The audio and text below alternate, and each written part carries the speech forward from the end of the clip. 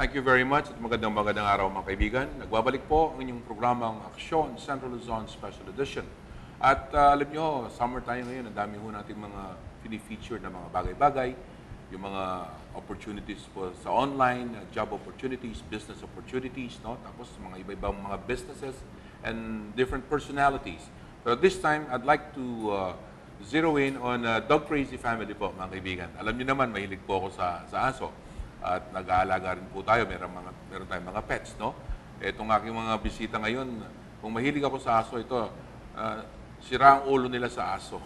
Kaibigan, you'll find out, no, what I meant by that statement. So, to my left, ladies and gentlemen, is of course the patriarch of the family. He's a government employee from the City Veterinarian Office, si Mr. Dax Sanyeres. Welcome, Mr. Dax, ha? Ay, thank you. At ito, matagal ko na rin barkada to. Matagal na ho, nagsisimula pa lang ako reporter dahil pamilya nito, mga reporters lahat, mula sa tatay, mga kapatid, no? Si Lady Carol Sanyeres. Oh, good afternoon. And to the left of Lady is an event organizer sa mga pet shows po, mga kaibigan, Miss Kitty Pangilinan. Hello. Dito naman po sa kanan ko, no? Sa kanan ko po mga kaibigan, eto, nakita ko nga, nagtataka ako, Sanyeres, parang kilala kong pilidong ito. Pero nung nakita ko yung mga aso niyan, dami-dami na puro overweight. Aba, sabi ko, siguro nauubos yung pera mo sa pag-aalaga ng aso. Sabi naman niya, tama po, malaking gastos. Pero they just love dogs po mga kaibigan, si Steph Sanyeres. Magandang araw po sa inyo. Mahihayin ka. And of course, another member of the family, we will show you their house na sa San Fernando po, mga kaibigan, nasa likod. Napakaraming mga aso, iba-ibang mga breeds, no? Si Miss Ding Sanyeres Espinosa. Hello. Good afternoon. Okay. So, simulan na natin, ha?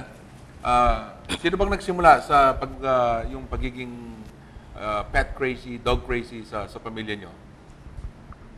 Kami dalawa. Kayong dalawa, mag-asawa. So, ano na lang, namanan ng mga bata yan. Ano lang yan. Kasi nakikita nila eh. Mhm. Tsaka parang ever since talaga, hindi kami nawalan ng pet. Laging Parang meron, no? Nung Pero bata pa before lang kami.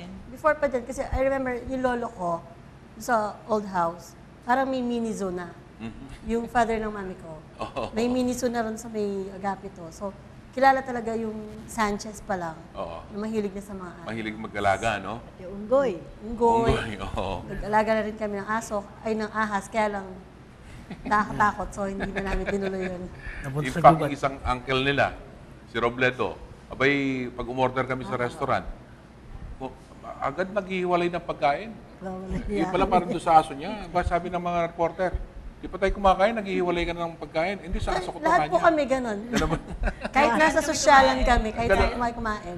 Oo. Isipin namin. Nawawala yung hiya namin dyan. Diba, bago pa lang po nung birthday, sa Shanghai, yung birthday ng tita ko. Mhm. Mami ko nagtabi ng pagkain para sa Alam na nila gagawin namin. So, they expect you to do that, ha? Okay. Hindi mo po para sa tao eh, para sa mga aso lang po. So talagang nasa linya nyo, yung pag-aalaga sa mga pets. Iba eh, iba. Feeling. Pag-uwi siya, yung aso may pasalubong, ako wala. Oh. Di ba rin, basta't kumain na yung aso. Overweight naman yung aso mo, eh. Sobrang... Nag-grocery naman ako. Pag uwi ko, sila wala. Ultimo apo ko nga, wala eh. Sabi niya, wala. Mami, si Lakela, wala ba? Hindi, kila Marlito. Mga crackers, mga Para sa aso. biscuits. Aso. Ay, nakalimutan ko pala, meron silang isang kapatid pang hindi ho nakasama sa interview. Veterinarian ho. Nagpapaanak pala ng aso, kaya hindi makarating ngayon, no? Yung Siberian po namin, mga anak siya. Ang dami niyang pasyente ngayon. Daming pasyente. Daming pasyente, oh. Puro mga aso bang specialization niya? Pusa. Basta pets, no? Aso, pusa, May kalapati pa nga po. hamster. kalapate. Meron. Yung mga racing pigeons ba yan? Opo, parang meron po siyang naka-confine. Ang mahal niyan din, di ba? Pero tatanungin ko kayo, how much do you invest for food? Kasi sa bahay lang, no? Dami yung mga aso. Yung pagkain nila, hindi ba kayo... Kasi ako nag-alaga rin ako malalaking aso. Dati marami. Pina-adapt ko. Hindi ko binenta, pina-adapt ko dahil malaki pa yung gastos kung minsan eh. So, how much do you budget for their food, lady? Si Step. Si Step, ikaw Siya bang- palagi may sagot ngayon doon. Ikaw ba Bali sumasagot? po yung sa bahay po namin sa Angeles, weekly po is minimum 1.5. Mhm. Then yung sa San Fernando, Sa amin, mga 2.5. Actually, every week yata yun. Kada week. Pag bibili kami ng isang kaban ng bigas para sa amin, 2 kaban ng bigas para sa mga Mhm. aso. Kunwari ikaw, Kitty, no? Naging event organizer ka ba? Pet show organizer? Dahil total hilig mo na rin, ganyan. Hilig din. Tsaka Hilig. maraming kakilala na Mahilig din. mahilig sa aso. So, madaling mag-invite talaga. Sabi sa akin ni Steph, hindi ka naman ang dati, di ba? Yung nagbe-breed. Pero dahil nandyan na, hole in the pocket ka mo sa akin, no? Nakakabawi ka naman. bali, dati po lang po, yung alaga-alaga lang po kami. Then, yung pong hobby niya po, yung pong bayo ko po, start niya po yung pagdodog breed.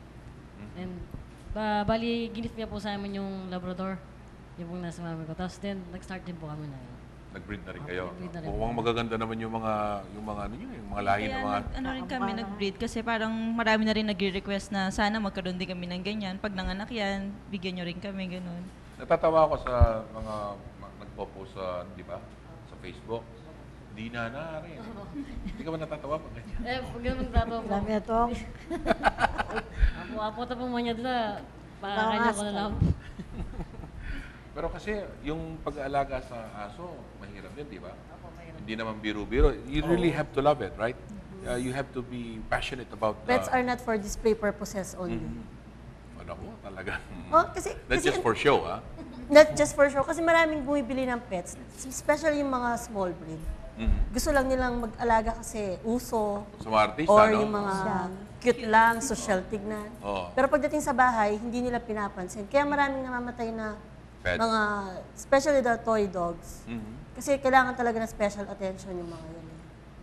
Pero you believe, kayo dyan, mga breeders kayo, you believe na yung kung ano ugali, kung ano yung, kunwari, ano yung negosyo ng tao, yung healing niya, binabagay din sa mga asong aalagaan niya.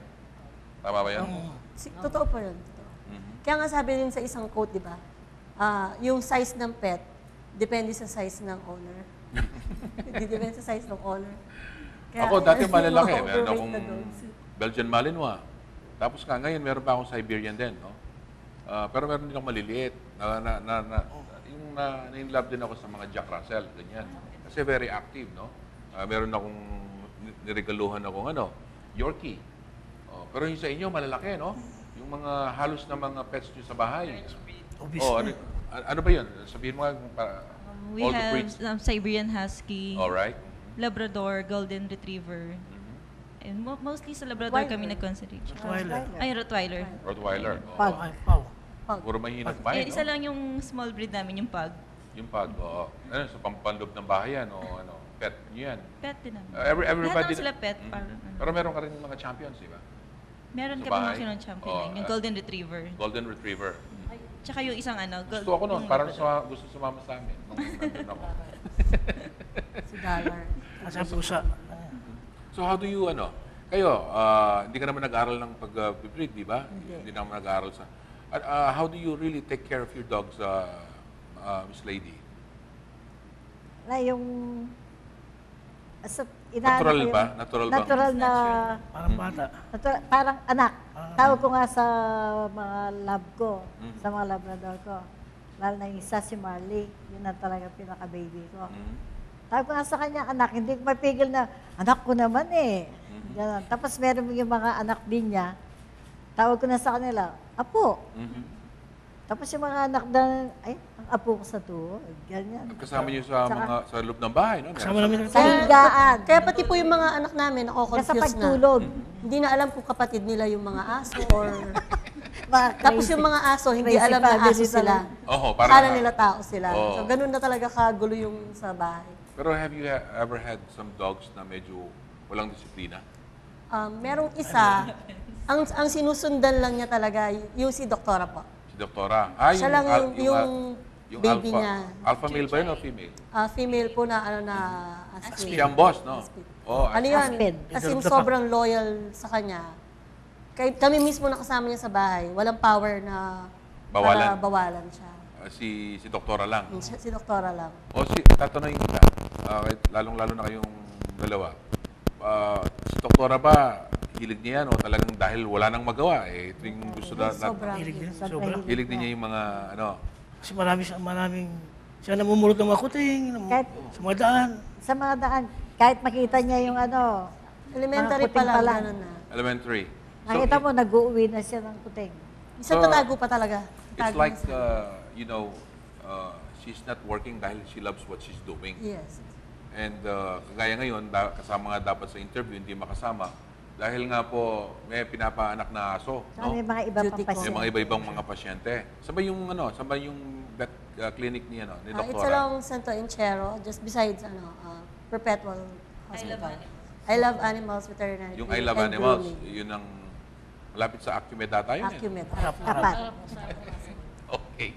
So, Tep, no, ikaw, naging kumikita ka na ngayon. Meron ng konti sobra, ha? Opo, bali 100% naman po yung markup po niya pag nilagaan po. Tapos, bali gagas ka lang ng konti pag stud tsaka shooter po. Then, after naman po nun, after 2 months po, bawi naman po ng 100%. Bawi naman. Po. Opo. Pero is dog breeding for everybody? Let me ask. It's a good business if you really know what to do. Sa akin, kung talagang hilig po nila, tsaka yung, hindi lang po yung dahil gusto nyo pong pagkakitaan, yung parang mamahalin nyo rin po sila yung, minsan nga po pag napasobra na sa akin ng mga may sa 2 months, nahirapan na po ako pag na-touch na po sa ako po, nahirapan po ako. Pero, hindi po lahat ng gusto mag-breed ng ano, baka po mahirapan po sila kasi may iba-ibang behavior po yung mga aso. Actually, even yung pag-aalaga, hindi naman lahat pwedeng mag-alaga, di ba? Lalo na po yung paglilinis po ng, siyempre po, magtutuloy po sila, maamoy po, paliliguan pa po. Kaya dapat po talaga, napakaano niyo po sa oras, tsaka ano, yung parang pagmamahal niyo po sa kanila. So you really get attached to these dogs, no? Kagabi po, yung pong Siberian ko po, iyak na iyak. Mhm. Eh, pagod po kami galing sa party, tapos antok na ako. Kaya hindi po ako mapakali dahil parang manganganak po talaga. Kaya ginawa, pinasok ko po sa kwarto ko, tapos tinabi ko po sa higaan ko po para po yung maano lang po siya. Tapos pagkagising ko po, dinala ko agad sa clinic.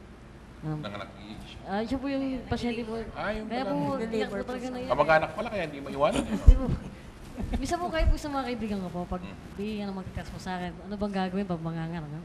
Ganyan po, pupunta po ako, tutulungan ko po sila. Ganyan. You know, alam niyo naman yung mga Kapampangan, kumakain ng aso, no? Kaya yung mga ibang mga bansa nagagalit sa atin dahil kumakain tayo ng aso, pati sa norte. Ako dati kumakain ako ng aso, I have to confess, pero ever since I really took time to take care of the pets, parang ayaw ko I don't even want to think about it. No? Kasi, di ba, dogs, best friend ng tao yan, di ba? Yung Pinaka-loyal. Yan. Pinaka-loyal na ano. Di ba? Pinaka-loyal yan, di ba? Yun lang makakita yung mga anak ko, lalo ng bata pa sila. May nasagasaang pusa o aso. Umiiyak sila, kahit sa TV lang, kahit sa pelikula. Umiiyakan nila yun. Pag nakikitang, yun, nasagasaan o namatay, o kaya pinaparusahan ng Oo. iba. Nakikipag-away pa kami. Kailangan. Pag may nakita po kami Kasi pag may nasasaktan, O yung mga cruelty to animals, no? sobra. Natandaan ko before, yung kapitbahay namin, pinalo niya yung pusa. Kasi lahat kami inaway namin siya. Di ba yung napagkakamalan? This family is crazy, ganyan. Alam na po yun, given na yun. Given na yung Pinakausap po crazy. namin yung mga alaga Oo. po namin. You talk to them, ha? Opo, inausap. Tama. O Jing, ikaw, you talk to your pets? Yeah, of course. Part na rin yun. Parang normal na... Minsan, kahit yung mga maid namin, parang na-adapt na rin nila. Sila mismo kinakausap din O, nila siyempre, masasisantin sila pag hindi sila... Yun ang unang requirement namin pag kukuha rin kami ng house help. Ako rin, pag Kung kumukuha dog ako ng... person ba sila, House kung help. kaya nila. Kasi, pag hindi ka raw marunong magmahal ng mga pets, hindi ka rin parang totoong pagmamahal sa tao. Oo. Oo. O, si pare ko. Totoo yun. Totoo yun, di ba? Totoo yun. Kasi, yung the dogs especially, ako hindi ako masyadong cat man, no? Si Catwoman eh. Sabi niya sa akin, Catwoman daw siya. Pero, there's that bond, di ba? There's that bond. Ikaw, lalong-lalo na ikaw, mga talagang mga kamag-anak ang turing mo sa mga, ano? Pero, alam mo naman, bawal yung obese. Sobrang pakain mo ata sa mga, ang lalaki naman eh. Sobrang, wala nang butong nakikita. Yung pong, sobrang spoiled. pinaka-aso ko po, si Hachiko, yun, siya po yung pinakamatabang laban. Spoiled po siya. titignan, Minsan naawa rin sila na pag idadayat nila, bawa sasabihin na, idayat nyo na sila. Hindi dinadayat na namin yan, pero pag nahuhuli namin, binibigyan pa rin ng kung ano-ano. naawa po kasi ako, ito yung titignan ako, tapos pinapakain ko po na pinapakain. Kanawa ka. At saka sobrang ano sila, pag nagmakaawa parang kawawang-kawawa talaga. Eh, kilala ng ugali nyo. No? Kilala. Parang nakikiusap. Oo. Pero sabi kasi sa akin, like I walk my dog on a regular basis. O if I cannot walk my dog, I'll ask somebody. Mag-aarkila ko ng ano rin, yung dog walker. Para ilakad. Kasi inaakala ko ng iba, pag pinapatakbo mo yung aso mo, nilalakad mo ng pagod na pagod, akala pinaparusahan mo, hindi po. Gustong-gusto nila yun, hindi ba? Kailangan din nila talaga. O yung sa'yo, hindi yata nag-exercise. Hindi ka. Ay, Siya din na exercise. Kuminsan po, dinadala ko. Kuminsan nga kami dalawa nga lang, Silang dalawa nasa, lang, parade ground. Good. nag-drive kami Pipiknik sila. dalawa. Wala, gan lang Kasama siya si sa... pare ko? Hindi, kami dalawa lang. Kakantahan pa nga kami, yung The Two of Us, sa Beatles, gano'n. Oo. Tsaka, inaaplos-aplos ka siya naman, gaganon-ganon lang. Hindi nakatali yun, ha. Pag nasa parade ground o kaya sa Astro Park, Mhm. basta kung saan kami papasyal. Kami dalawa lang, gano'n. Pero naniniwala ba kayo sa sinasabi nila? Hindi ba sa States ngayon, for senior citizens, tapos yung merong kapansanan, there's always a dog. Oo. Meron po. Merong pet therapy daw that alam nila pag may sakit ka, di ba, they can feel it. They know if you're sad, right? Guard dog tawag sa kanila. Oo, merong mga guard dogs, merong yung mga walking dogs, merong Walking yung dogs, oo. they even know kung merong iba may special dogs that they know how to detect if the person is afflicted with cancer or diabetes, no? Naniniwala ka ba doon? Nakaka-absorb sila ng sakit ng tao? Opo, parang ganun po yung madalas sinasabi ng mami ko po sa akin. Pag po, halimbawa, nawalan po kami ng alaga, lalo na po ako, tapos siyempre Oo. umaiyak ako. Tapos sabihin po lagi sa akin ng mami ko, Yakin ka lang sa ato, ah. sabi po, Lahat po kami. Oh, sabi niya, Nakakataas Ay, lang katulad din ka. sa kanila Pabaya- pag nawala pabayaan ng mo. isang aso. Eh. Importante, di tayo nagkasakit, tsaka parang ina-absorb lang po nila yung dapat para sa atin. Parang yung nangyari sa amin yan doon sa isang retriever, si Belle. Buntis ako nun. Tapos siya may sakit, okay na eh. Akala namin may uuwi namin. Tapos medyo nadala ako sa NICU. Habang nasa hospital ako, namatay naman siya nun. Tapos yun ang inisip namin na inabsorb niya na lang. So, Oo. my twins were safe. Ako, several times I've heard that from yung mga may edad. Yung chewing ko, mismong na ano niya, naghihingalo raw siya, tapos bigla namatay yung aso niya, bigla lumabas. Sabi ng anak ko, oh, ba't ka lumabas? Bibili akong coke, sabi niya. Yung biglang lumakas. Hindi ho mga exaggerations to, ah. In fact, meron akong British Bulldog dati. Na-atake dahil nagseselos, gustong sumama doon sa Belgian. Alam mo naman yung British Bulldog, mahina naman yung resistensya nun. Yung Belgian, alam niyo naman yung ugali nun, di ba? Hindi tumitigil yun. Dahil po selos, sumama, na-atake, no? Everybody in the family was crying. Parang dinala namin pa sa hospital. Pero wala nang mangyayari. Pero nung nalungkot ako, sabi, huwag ka masyadong malungkot. There's a reason for that. Baka meron siyang sinagip sa pamilya niyo. Ganyan. Kayo rin pala, you believe in that. No? And sana di tayo nasabihin ang iba sa atin, baka ano Yung iba kasi akala exaggerated na masyado yung mga kwento. Sa akin naman, nung sa anti-drug ako, yung anak nung kakilala ko, balik-balik sa rehab. Sinabi ko sa kaibigan ko, bili mo kayo ng aso ka. Tuta. Unang bili niya ng aso, hindi na nag-drugs. Ang atensyon na doon sa aso. Tuwan-tuwa yung magulang niya. That's very good. Hindi na kailangan ng tawag doon, yung Rehab. rehab pa ulit. The moment na pagkabili niya, kinumbagahan daw, hawak-hawak niya, pinaliguan niya, wala, hininto niya totally yung drugs niya. Hanggang ngayon. Ayan ho, itong mga nanonood ngayon, because we're seen in several places in Central Luzon, no? Lalabas pa natin ito sa Triangulo Network sa buong mundo. Sa Pampanga po, sa Bulacan, Bataan, Tarlac, yung mga resettlement areas yan. This is a good tip for you. Hindi naman kailangan na purebred yung aso, di ba? Kahit aspin lang o askal lang. Maganda ho, meron kayong pet, mga kaibigan. So, yung mga lalong-lalo na yung mga may sakit sa pamilya, gano'n, recuperating, I think it's nice for you to have a pet, especially a dog. Meron po akong napanood na documentary, isang bata na aksidente, in coma, binili na ng German Shepherd. Nag-recover yung bata. Kakadila-dila ng German Shepherd sa kanya araw-araw. Nag-recover yung bata, full recovery po mga kaibigan. So ang guest po natin, mga dog-loving, dog-crazy family po. Mag-break po kami and after the break, we'll discuss more po yung business side naman ng pag-aalaga po at pag-breed po ng mga aso.